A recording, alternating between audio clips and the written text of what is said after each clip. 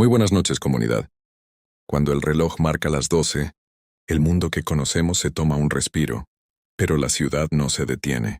Mientras la mayoría descansa bajo la seguridad de sus sábanas, existe un ejército de almas solitarias que apenas comienza su jornada, el guardián de la estación fantasma. Andrés era un inspector de vías con 10 años de experiencia en el metro de la ciudad. Su labor era caminar por los túneles cuando el servicio terminaba a la medianoche, revisando que no hubiera fisuras en el acero ni filtraciones de agua. Era un hombre pragmático, acostumbrado al olor a ozono, metal quemado y a la humedad eterna del subsuelo. Sin embargo, en el tramo entre dos estaciones antiguas que habían sido clausuradas, en los años 70, Andrés siempre sentía que el aire se volvía más pesado, como si la Tierra estuviera haciendo un esfuerzo sobrehumano por no colapsar. Una madrugada, cerca de las 3 a.m., su linterna parpadeó 3 veces antes de enfocar algo imposible. Un vagón de madera, de los que se usaban hace casi un siglo, estaba estacionado en una vía muerta que no aparecía en sus planos. Las ventanas del vagón estaban cubiertas por una capa de polvo que parecía ceniza humana. Al acercarse, Andrés escuchó el murmullo de una multitud. Parecía que el vagón estaba lleno de pasajeros, pero al iluminar el interior, solo vio asientos vacíos y una atmósfera de abandono total. De pronto las puertas del vagón se abrieron con un chirrido que sonó como un grito. ¿Es este el tren para el descanso?, le preguntó una voz que venía desde el fondo del túnel, donde la luz de Andrés no llegaba. Un hombre vestido con un uniforme de conductor de otra época emergió de las sombras. No caminaba. Se deslizaba y su rostro era una máscara de carne grisácea que parecía estarse derritiendo bajo el calor de la humedad. El hombre llevaba un reloj de bolsillo que giraba violentamente hacia atrás. Andrés intentó pedir ayuda por su radio, pero lo único que escuchó fue el sonido de un descarrilamiento masivo ocurrido décadas atrás. El conductor le extendió un boleto hecho de un material que recordaba a la piel seca. Tu turno ha terminado antes de tiempo, Andrés. El túnel ha decidido que hoy tú eres la vía. El joven inspector sintió que sus pies se hundían en el balasto, como si las piedras fueran manos, pequeñas intentando arrastrarlo hacia las profundidades de la tierra. Andrés logró zafarse y corrió por el túnel hacia la estación más cercana, pero el camino parecía haberse estirado. Las paredes de concreto empezaron a mostrar rostros que gritaban en silencio, figuras de obreros que habían muerto durante la construcción del metro, emparedados por la prisa del progreso. Las ratas que usualmente huían de la luz, ahora lo seguían en una procesión macabra, con ojos rojos que brillaban con una inteligencia malévola. Al llegar a lo que creía que era la estación Pino Suárez, vio que los andenes estaban llenos de gente, pero no eran pasajeros normales. Todos vestían ropas de distintas épocas, revolucionarios, mujeres de los años 50, estudiantes del 68. Todos estaban quietos, mirando hacia las vías con una expectación aterradora. Andrés subió al andén gritando por ayuda, pero nadie se movió. Al tocar el hombro de uno de ellos, el cuerpo se deshizo en un montón de arena y hollín. Ellos no pueden oírte, Andrés. Solo escuchan el sonido del próximo tren, dijo una voz por los altavoces de la estación. La voz era la suya propia, pero sonaba cansada, vieja, como si hubiera estado hablando durante 100 años. En las pantallas de información, en lugar del tiempo de espera, apareció un mensaje. Relevo de Andrés, piso 0, destino eternidad. El sonido de un tren acercándose empezó a retumbar en el túnel. No era el sonido de un motor eléctrico, sino el de una caldera de vapor que bufaba odio. Andrés comprendió que el metro no era solo un transporte, era un sistema circulatorio que alimentaba a una entidad antigua, que vivía debajo de la ciudad, y él había sido seleccionado como el próximo glóbulo para ser consumido. El aire se saturó de un olor a sangre vieja y a carbón, y las luces de la estación cambiaron de un blanco frío a un rojo sangre. El tren entró en la estación. Era una mole de hierro negro que goteaba un líquido viscoso parecido al aceite de motor mezclado con bilis. Las puertas se abrieron y de ellas bajó el despachador, un ser de 3 metros de altura envuelto en cables telefónicos y cables de alta tensión que chispeaban constantemente. En lugar de manos, tenía tenazas metálicas que usaba para marcar a los pasajeros. ¿Has visto lo que hay detrás del muro, inspector?, siseó el despachador. Nadie que vea las venas del mundo puede volver a caminar sobre la piel de la tierra. El ser sujetó a Andrés por el cuello. El contacto eléctrico le mostró la red completa del metro. No eran líneas de transporte, eran sellos mágicos, diseñados para mantener a algo gigantesco, dormido en el centro de la capital. Andrés vio que cada estación era un nodo de sacrificio, y que su trabajo de revisar las vías era en realidad un ritual para asegurarse de que el sello no se rompiera. Pero esa noche, el sello del tramo clausurado se había agrietado. Andrés, en un momento de claridad nacido del terror absoluto, recordó que llevaba en su cinturón un cortapernos de acero templado. Con un esfuerzo sobrehumano, logró cortar uno de los cables principales que formaban el cuerpo del despachador. La descarga fue masiva, la estación entera tembló, y los pasajeros de arena volaron por los aires como un tornado de polvo. El despachador soltó un alarido electrónico que rompió todos los cristales de la estación. El tren negro empezó a retroceder hacia el túnel, succionando todo a su paso. Andrés se aferró a una de las columnas de hierro del andén, mientras sentía que su propia alma intentaba ser arrancada de su cuerpo por la fuerza del vacío. Cuando el estruendo cesó, Andrés estaba solo en el túnel oscuro. No había estación, ni pasajeros de arena, ni tren negro, solo el goteo constante del agua y el zumbido de la electricidad. Caminó durante lo que parecieron horas hasta que vio la luz de una salida de emergencia. Al salir a la superficie, se encontró en un callejón del centro histórico. El sol estaba saliendo y el ruido de los primeros camiones le devolvió la vida. Sin embargo, al llegar a la oficina de control para entregar su reporte, nadie lo reconoció. ¿Andrés? Hubo un inspector con ese nombre que desapareció en los túneles hace 20 años. Le dijo el jefe de turno, un hombre joven que ocupaba el puesto que Andrés solía tener. Andrés se miró en un espejo y vio que su cabello era completamente blanco y su piel estaba cubierta de una fina capa de polvo, gris que no se quitaba al frotar. Se dio cuenta de que el tiempo en los túneles corre de forma diferente. Lo que para él fueron unas horas, para el mundo exterior fueron décadas. Había logrado salir de la estación fantasma, pero el precio fue su vida entera. Ahora era un hombre fuera de su tiempo, un remanente del turno de medianoche que nunca terminó. Hoy, Andrés vive en las calles, cerca de las rejillas de ventilación del metro. A veces los nuevos inspectores dicen ver a un anciano con uniforme viejo que les hace señas desde la oscuridad de los túneles, advirtiéndoles que no miren hacia las vías muertas, porque el sistema sigue ahí respirando, esperando a que el próximo inspector ignore las grietas en el muro. El turno de medianoche no se acaba cuando sale el sol, se acaba cuando la tierra decide que ya ha tenido suficiente de ti. Y si escuchas un tren que no debería pasar a esa hora, corre, porque el despachador sigue buscando su próximo relevo. El relevo del piso 14. Rogelio aceptó el turno de 11 p.m. a 7 a.m. en la torre Empresarial Atenas, porque la paga era el doble y, según él, lo único peligroso en una oficina vacía era quedarse dormido. Su trabajo consistía en hacer rondines cada 2 horas, checar los puntos de control con su sensor magnético y asegurarse de que los servidores del piso 14 no se sobrecalentaran.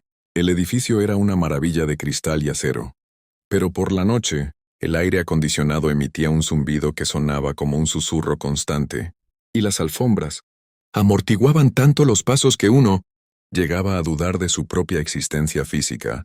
En su primera noche, al llegar al piso 14, las luces automáticas tardaron un segundo de más en encenderse. En ese breve parpadeo de oscuridad, Rogelio vio a una mujer sentada en uno de los cubículos del fondo.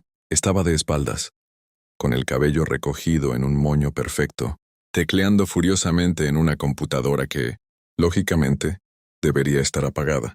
El sonido de las teclas era rítmico, seco, como huesos chocando entre sí. «Disculpe, señorita, ya no puede estar aquí después de las 12», dijo Rogelio, acercándose con la linterna apagada para no ser brusco. La mujer no respondió.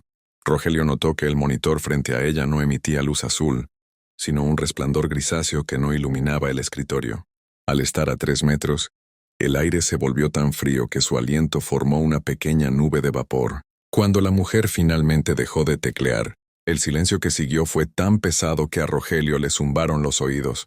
Ella giró la cabeza, pero no lo hizo como una persona normal. Su cuello rotó más allá de lo humanamente posible, emitiendo un crujido similar al de una rama seca rompiéndose. No tenía rostro.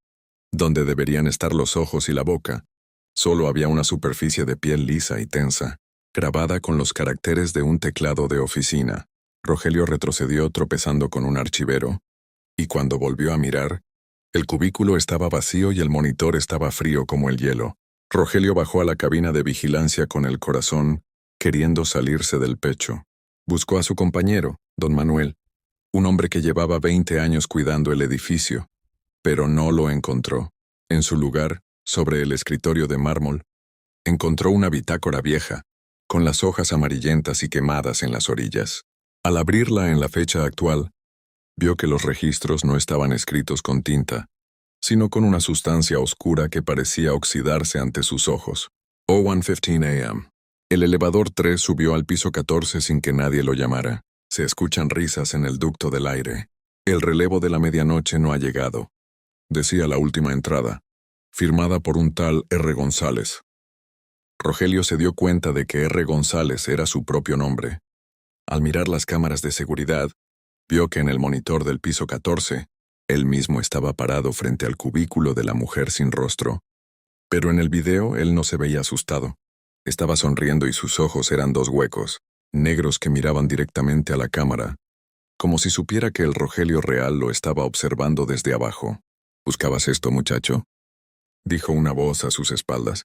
Era don Manuel, pero algo en él era diferente. Su uniforme estaba cubierto de un polvo gris, parecido a la ceniza de cigarro, y sus movimientos eran lentos, casi hidráulicos. Manuel le explicó que el edificio no se construyó solo sobre tierra, sino sobre los restos de una antigua imprenta que se quemó con todos sus trabajadores dentro. El turno de medianoche no era un horario de trabajo, era un ciclo de alimentación. El edificio necesitaba la energía de los vivos para mantener sus sistemas digitales funcionando. Cada empleado que moría por estrés, cada guardia que desaparecía en un rondín, pasaba a formar parte de la estructura, convirtiéndose en datos, en sombras, en ruido de estática. Manuel le entregó a Rogelio un radio de frecuencia antigua.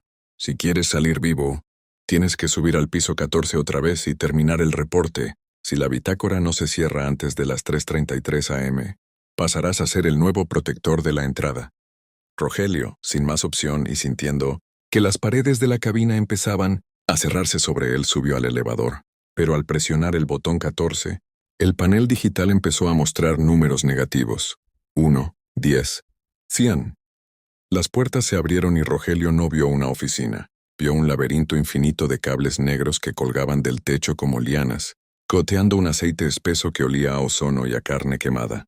En el centro del laberinto, la mujer sin rostro estaba rodeada de otros empleados, todos conectados a las paredes por cables que salían de sus nucas. Eran las sombras de los que no terminaron su turno. Don Manuel apareció entre los cables revelando que él ya no tenía cuerpo. Era solo una proyección holográfica del edificio para guiar a las nuevas víctimas. El radio que Rogelio llevaba empezó a gritar con las voces de su propia familia, pidiéndole que se quedara, que el trabajo era seguro, que no pasaba nada. Rogelio comprendió que el edificio estaba usando sus propios recuerdos para crear una simulación de la que no pudiera escapar. Las computadoras alrededor empezaron a imprimir hojas sin fin que decían: contrato vitalicio, firma aquí. Rogelio usó su linterna de alta intensidad para cegar a las sombras, pero la luz era débil frente a la oscuridad digital. Recordó que debajo del piso 14 en los planos originales había una toma de agua bendita que los antiguos constructores habían puesto por superstición. Con un extintor, rompió una de las tuberías principales. El agua no era normal. Al contacto con los cables, provocó un cortocircuito espiritual que hizo que el laberinto de oficinas gritara con un sonido similar al de 1000 módems conectándose al mismo tiempo. El estallido de energía lanzó a Rogelio de regreso al elevador. El edificio entero vibró, y por un momento, las paredes de cristal se volvieron transparentes, revelando que dentro de cada columna de concreto había un esqueleto humano sosteniendo la viga. Rogelio llegó al lobby justo cuando el reloj marcaba las 6:59 a.m. Salió corriendo por las puertas giratorias, cayendo sobre la banqueta justo cuando los primeros rayos del sol tocaban la fachada de la Torre Atenas. Al mirar hacia arriba vio el piso 14. En la ventana, la mujer sin rostro estaba parada mirándolo. Levantó una mano y con un dedo largo y gris, escribió en el cristal: «Nos vemos en el próximo turno». Rogelio se revisó el uniforme. En su gafete su foto había cambiado. Ya no era él, sino el rostro de don Manuel, joven y lleno de vida. Como si hubieran intercambiado lugares en la matriz del edificio.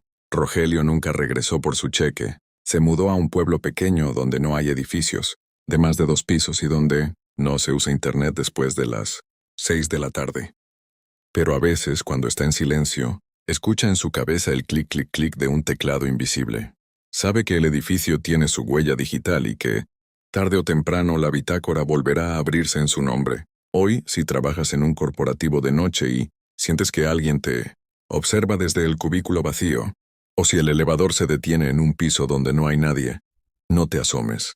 No contestes el teléfono si la extensión es el 666 o el 14, porque en los turnos de medianoche, el jefe no es el dueño de la empresa, sino el edificio mismo, que siempre está buscando personal nuevo para alimentar sus servidores con el miedo de los que creyeron que el silencio era solo falta de ruido.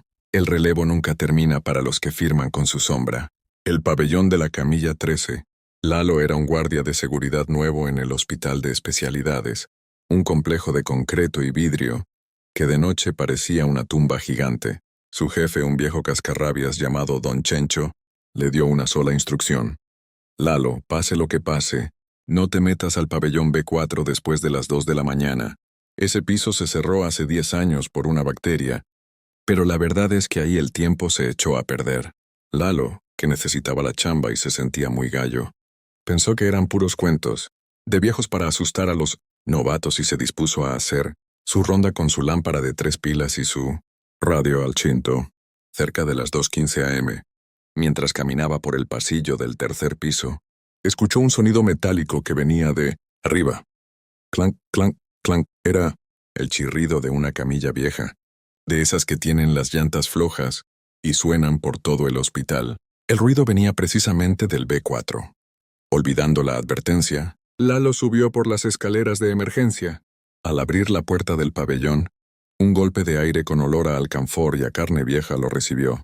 El lugar estaba lleno de polvo, con sábanas tiradas y monitores rotos que de pronto encendían su pantalla por un segundo, mostrando una línea de pulso plana que emitía un pitido constante.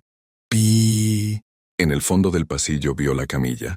Estaba moviéndose sola, avanzando lentamente hacia la habitación 413. Lalo apuntó con su linterna y vio que, aunque no había nadie empujándola, las marcas en el polvo del suelo mostraban pasos descalzos que seguían el rastro del metal. Al llegar a la puerta de la 413, la camilla se detuvo en seco.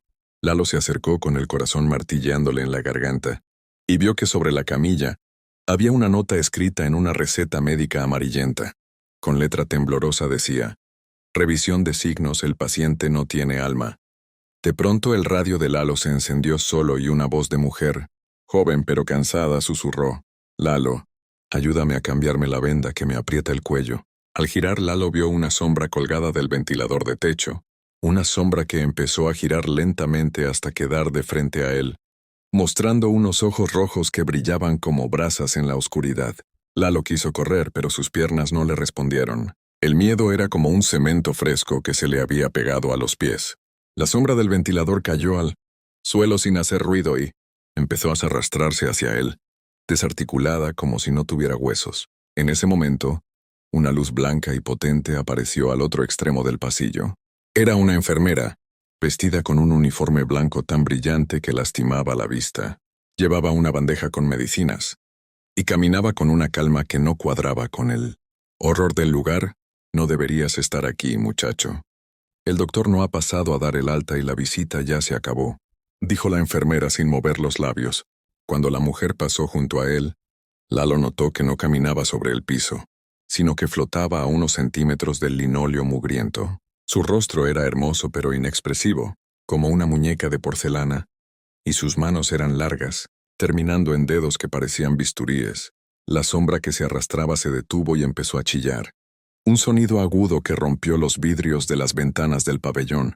La enfermera blanca simplemente puso una mano sobre la sombra y ésta se quedó quieta, transformándose en una mancha de aceite negro que se filtró por las grietas del piso.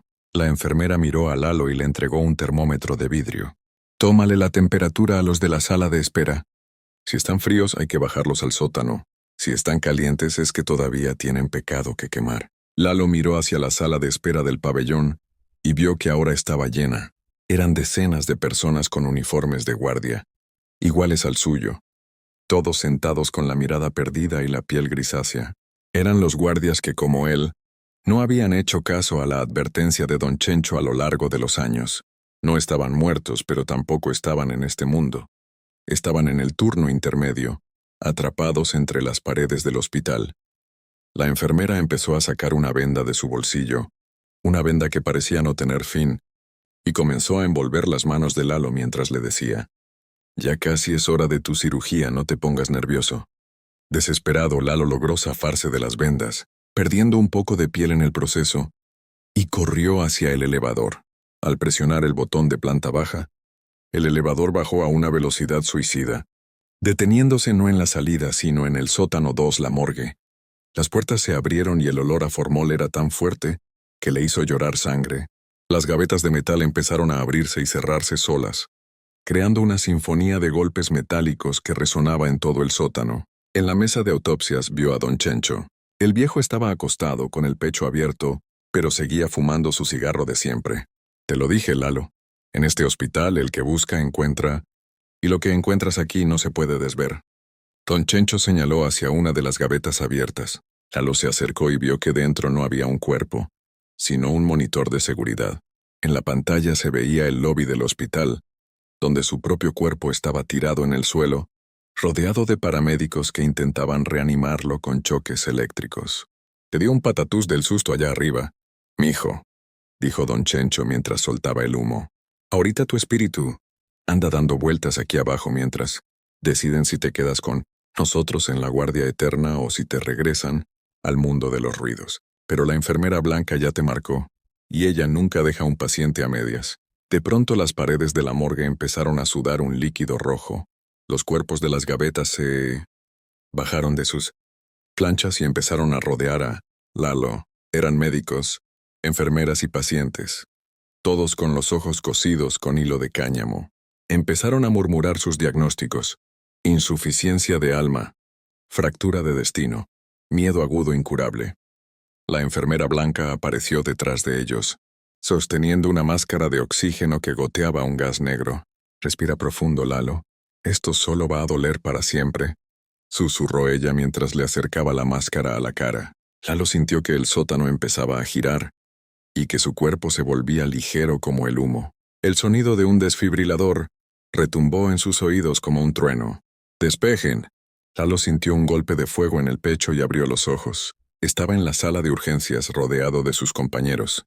Don Chencho estaba ahí, pero estaba vivo y se veía muy preocupado. «Despertaste, condenado. Te encontramos tirado en las escaleras del B4. Casi se te va el tren», dijo el viejo mientras le pasaba un trapo mojado por la frente. Lalo intentó hablar, pero su garganta estaba seca como el desierto. Pasaron los días y Lalo volvió a su casa, pero el hospital nunca lo dejó del todo. Cada vez que pasaba frente a un espejo, veía a la enfermera blanca parada detrás de él, ajustándose la cofia. Sus manos nunca recuperaron el calor. Siempre estaban heladas sin importar cuánto sol les pegara. Pero lo más extraño ocurrió cuando regresó a recoger sus cosas al hospital para renunciar. Al pasar por la vitrina de los empleados del mes, vio una foto vieja de los años 60. Ahí estaba la enfermera blanca sonriendo a la cámara.